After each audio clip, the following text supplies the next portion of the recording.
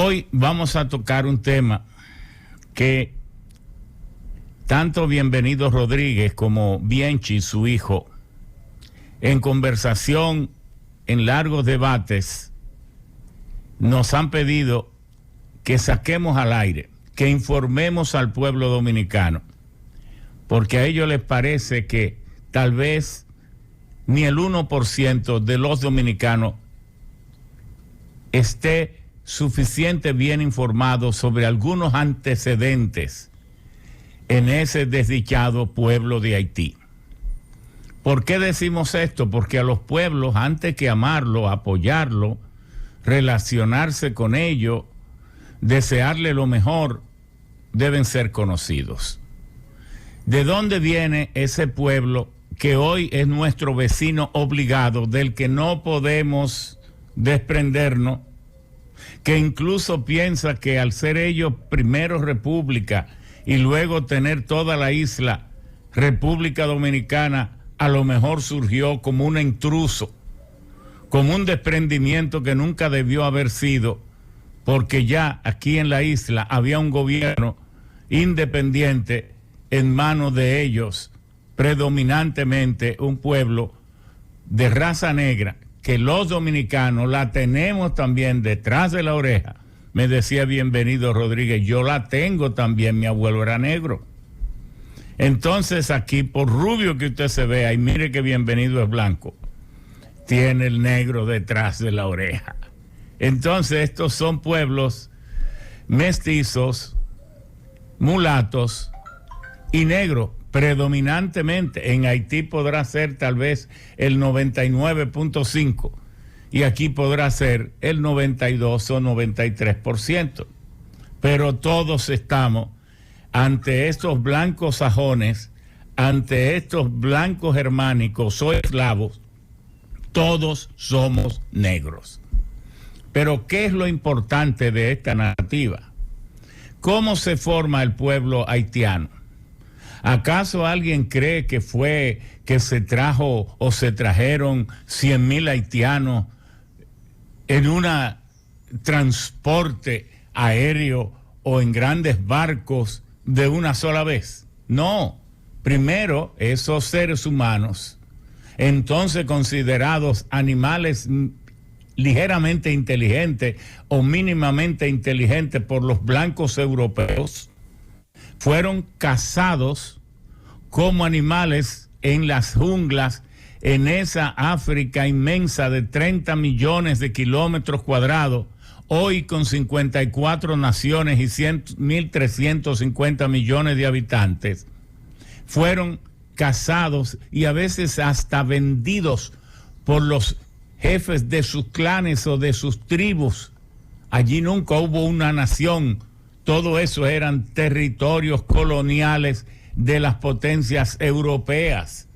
Eran cazados y llevados a tugurios, a cárceles, algunas veces subterráneas, y muchos de esos países tienen hoy lugares donde usted va como remembranzas de la esclavitud onerosa y oprobiosa, que muestran a los visitantes y turistas dónde escondían, dónde guardaban, dónde aprisionaban, dónde empezaba la esclavitud de esos desdichados seres que eran cazados en África para ser luego vendidos en Europa, en América del Norte o en América del Sur o en el Caribe. Y así de distintas extracciones de lo que hoy antes eran solo clanes, aldeas, regiones, pero que hoy son la ciudad del país o la república de Côte d'Ivoire, Costa de Marfil, Burkina Faso, Senegal, Ghana, Nigeria, Benin, la República Democrática del Congo, el Chad, Mali. Eran todas esas naciones que hoy son naciones, antes eran simples regiones geográficas de África, y esos desdichados seres fueron hechos prisioneros y desde entonces le instalaron el grillete de la esclavitud y allí con una mínima alimentación, entonces eran trasladados en barcos de muertes, en simples barquitos de veleros de viento, y ellos mismos tenían que remar cuando los vientos amainaban, y así el caso era que moría un 30 o un 40% en el trayecto, y aquí llegaban solo los más fuertes, los genéticamente más fuertes. Pero cada uno de ellos hablaba un idioma, un dialecto, hablaba una jerga. No tenían un único idioma, no tenían cómo comunicarse en su lenguaje. Entonces empezaron a huir porque unos venían en barquichuelos que eran de habla inglesa, otra de habla alemana o del Deutsch de los Países Bajos, o del picardí francés, o de los portugueses, de daneses, en fin.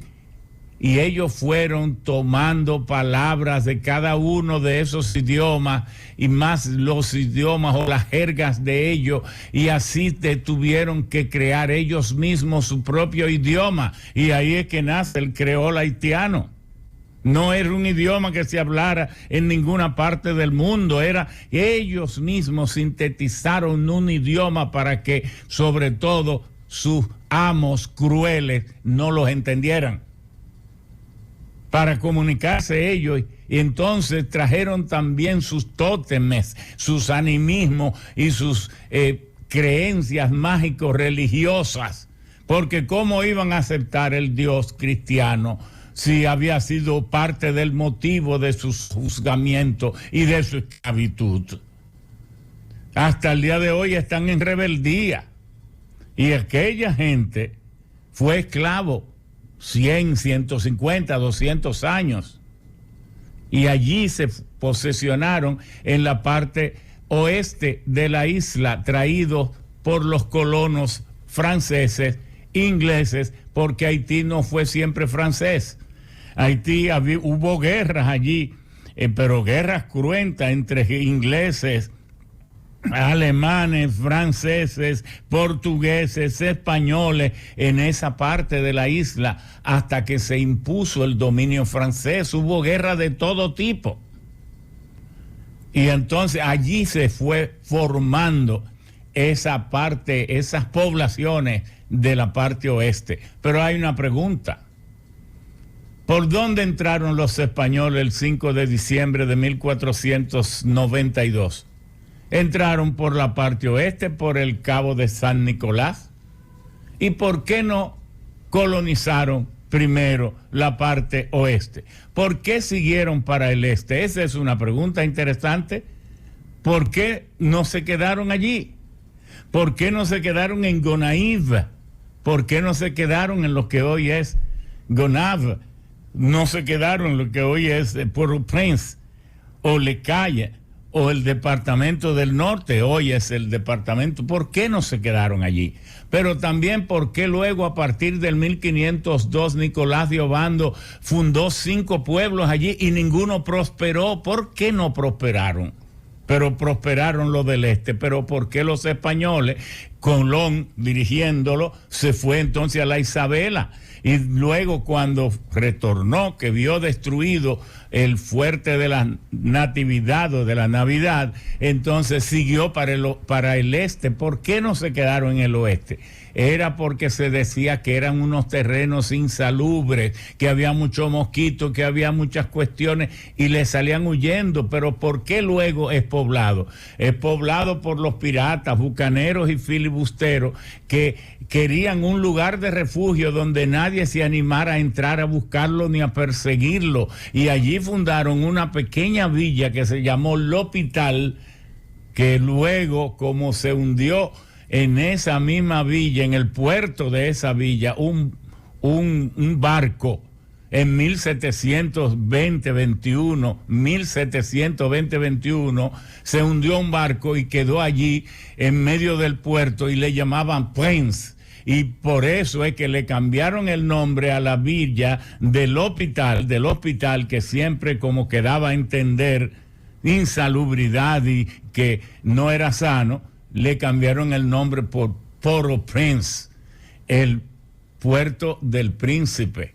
Allí es que en 1723 L'Hôpital, la villa de L'Hôpital, que era el centro de todo el núcleo poblacional, pasa a llamarse Puerto Príncipe.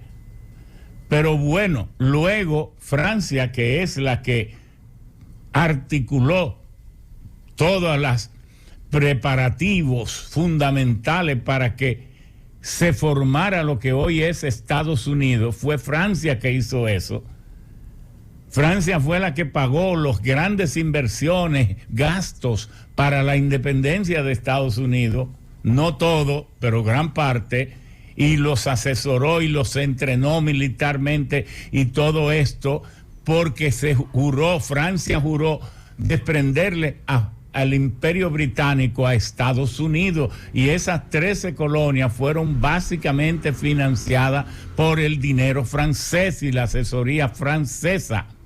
Y por eso Francia envió muchos negros, los más inteligentes, libertos, a pelear por la independencia de Estados Unidos en el 1777, 78, hasta que tuvieron su constitución y eligieron un presidente en el 1789, que fue George Washington.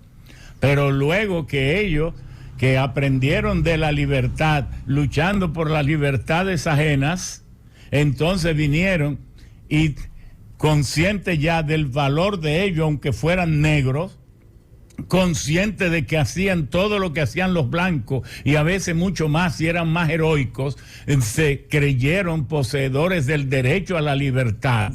Entonces, cuando retornaron un poco después, en el 1792, convocaron la reunión esta en el norte de lo que hoy es Haití, en Fort-Liberté, una reunión de sacerdotes vudúes para distraer la atención de los amos esclavistas, para que les dejaran reunirse, y allí entonces fraguaron la independencia de Haití. Fíjense qué cosa más importante. Pero luego la lucha no fue fácil. Y en medio de eso, en el 1792 hasta 1800, ocurrieron muchas cosas, como que España perdió la guerra frente a Francia en el 1795 y mediante el Tratado de Nimea, entonces cede la parte oriental de estos territorios, de esta isla, y ahí es que la isla pasa a estar totalmente de parte de Francia, propiedad de Francia, y es estando la isla totalmente en manos de francesa que los haitianos en el 1801 empiezan ya sus guerras de independencia. En el 1802 viene Charles Emmanuel Victor Leclerc, el cuñado de Napoleón, esposa de Paulina, con una impresionante cantidad, se dice que más de 35,000 soldados franceses y una alta nobleza que vinieron a acompañarle, hasta la hermana de Napoleón, y entonces vienen a firmar el poderío francés, y es donde, entre las enfermedades y el heroísmo haitiano, que derrotan a Napoleón y entonces se hacen libres. Ya para diciembre de 1803 eran libres y inauguraron su república en el 1804, pero una república cualquiera, no, la primera nación libre negra de la historia, la primera nación libre negra de la historia, pero tenía un mal de fondo. ¿Cuál era?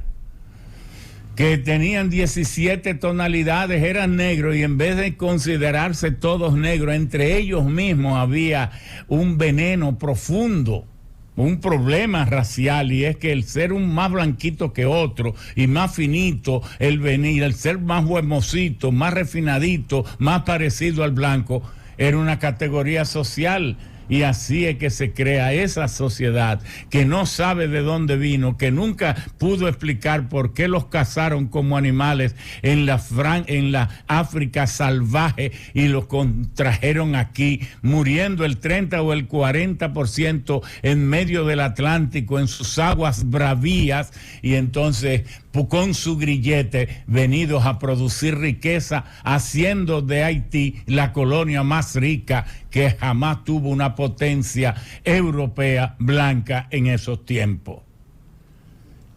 Y preguntaba Bianchi, pero don Ramón, ¿a qué se debe la pobreza de Haití? Bueno, se debe a que cuando surgieron independientes Bianchi y don Bienvenido, resulta que entonces el mismo Estados Unidos, que había recibido a algunos de sus hombres más preclaros como guerrilleros, como patriotas defendiendo su libertad, le bloquearon el comercio porque Francia logró convencer a los países poderosos blancos de entonces que dominaban todo el planeta, excepto el Oriente. Francia logró convencerlo de que no podían apoyar ni reconocer a esa república de negros, porque negro tenía Estados Unidos, que vino a abolir la esclavitud en el 1865, negro tenía España en tantos otros sitios, negro tenía Portugal, negro tenía Alemania, toda la riqueza de Europa se hizo sobre los 5 millones de negros y muchos millones más en otras partes del mundo. Entonces, que si reconocían esa república o le compraban las exportaciones a esa república, estaban afilando cuchillos para su propia garganta. Y esas naciones, la misma Iglesia Católica nunca reconoció, por décadas no reconoció a Haití, porque consideraba que los negros no eran gente suficiente, no tenían la categoría humana para poder ser libres. Pero eso pasó, pero ninguna otra nación. Y entonces, ¿a quién le vendían? Tenían que vender los mismos bienes que habían hecho a la colonia más rica del mundo. Entonces fueron empobreciendo a Haití porque no encontraban, y si lo vendían era a través de intermediarios, que como necesitaban añil, que como necesitaban especies y jengibre, que como necesitaban azúcar, la compraban pero a precio descontado. Francia finalmente, 28 años después, le hizo una propuesta de reconocerle su independencia si le pagaba 150 millones de francos oro, y duraron décadas y décadas, vinieron a terminar de pagarla en los 1930, según he tenido informaciones. Esa es la verdad de ese pueblo, que luego también contribuyó mucho a fraguar la independencia de América, porque la independencia de América tuvo, y la de México tuvo, el apoyo abierto de Alexandre Pétion, que era hijo de un rico colono francés que era apellido Sabat, pero él no quiso darle su apellido, y de su madre, que se llamaba Úrsula, una mulata muy hermosa.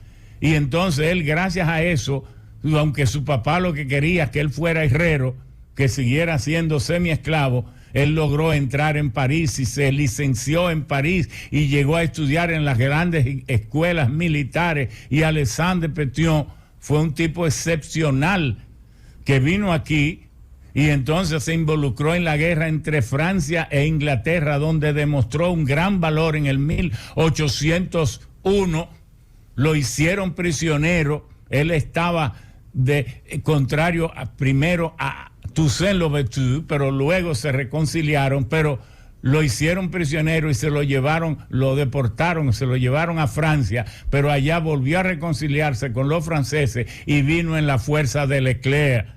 Solo que Napoleón le había ordenado a Leclerc que tan pronto fuera tomando Haití, liberara a los negros e hiciera grandes reformas, que no hizo. Y eso disgustó a Alexandre Pétion, que entonces se unió a la causa y fue uno de las manos derechas de Jean-Jacques Dessalines, el gran héroe de Haití, que fue el presidente que inauguró esa república en el 1804, pero que luego el propio Alexandre Pétion y Enrique Christophe lo asesinaron en el 1806, y allí es que dividen a Haití en dos Haití, el del norte, que fue convertido en un imperio al mando de Henri Christophe, y entonces la república parlamentaria, que incluso hizo grandes reformas, porque Alexandre Pétion fue un gran reformador.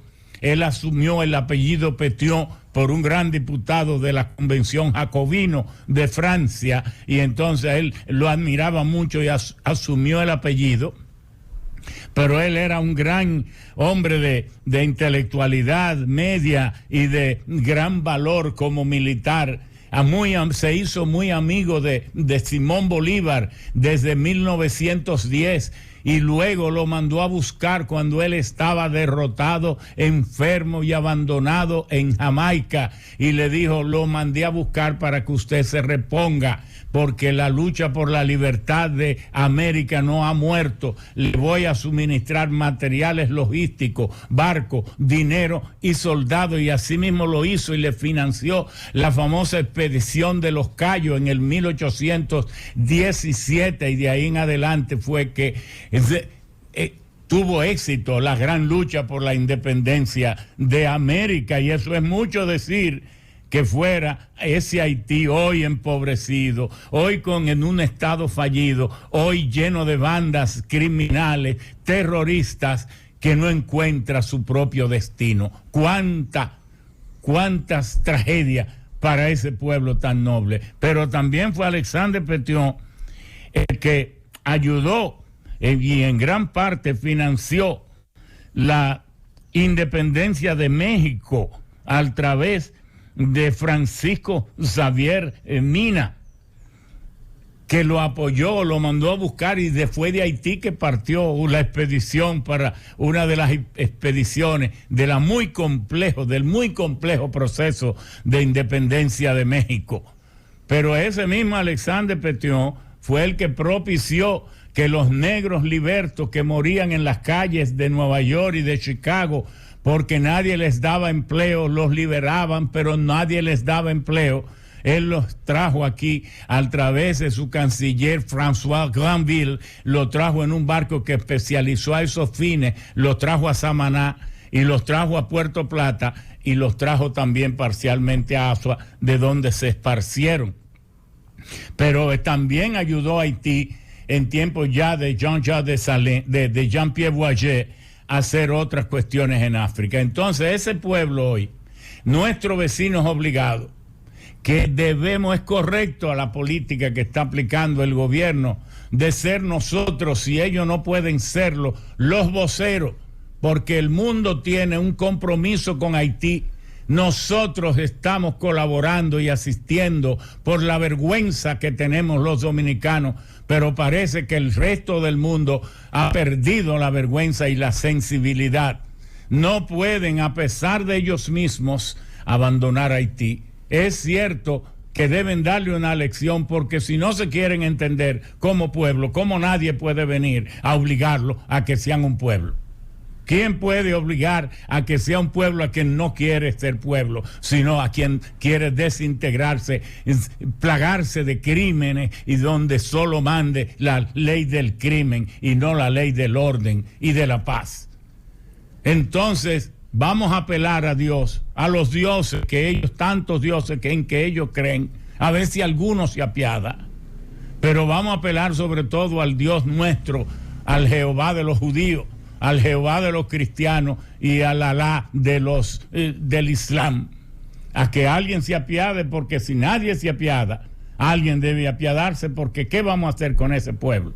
Buscar unos cuantos bulldozers, porque la verja va a ser a lo mejor un trabajo material, pero si nos vamos a Puerto Rico nosotros, entre Puerto Rico y República Dominicana hay verja fronteriza, y nos llenamos a Puerto Rico, que una vez éramos casi 400,000 dominicanos en una isla pequeñita.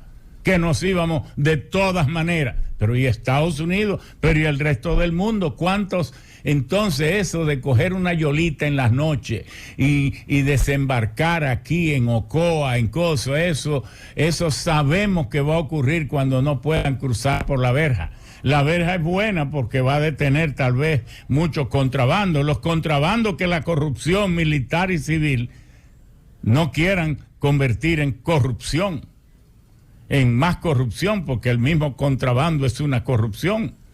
Pero aquí cada haitiano que uno ve, muy bien detrás de él puede haber 500 pesos en el bolsillo de un general que le dio la orden al coronel en la frontera, y el coronel se lo dio al cabo y se lo dio para que cogiera 1,000 pesos y lo dejara pasar, y todavía eso no estará pasando.